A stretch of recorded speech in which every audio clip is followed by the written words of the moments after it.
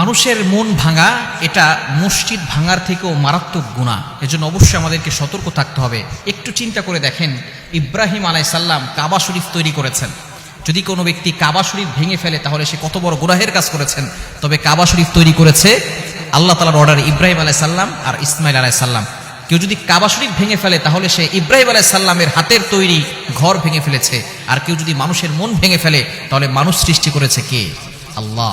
আল্লাহ মানুষকে নিজ হাতে তৈরি করেছেন। খালাকতু বিয়াদাই, মেড বাই মাই হ্যান্ড। মানুষকে আল্লাহ তাআলা নিজে বলছেন, আমি আল্লাহ মানুষকে আমার কুদরতি হাতের দ্বারা তৈরি করেছে। সুতরাং মসজিদ মানুষ তৈরি করেছে এবং নবীরা তৈরি করেছেন। এই নবীদের ঘর ভেঙে ফেলেছেন, গুনাহের কাজ করেছেন। কিন্তু মানুষের মন ভাঙা এটা কত বড় জঘন্যতম গুনাহ, একটু চিন্তা করে দেখেন। এজন্য মানুষকে কষ্ট দিলে অবশ্যই আল্লাহর কাঠগড়ায় আপনাকে জবাবদিহি করতে হবে।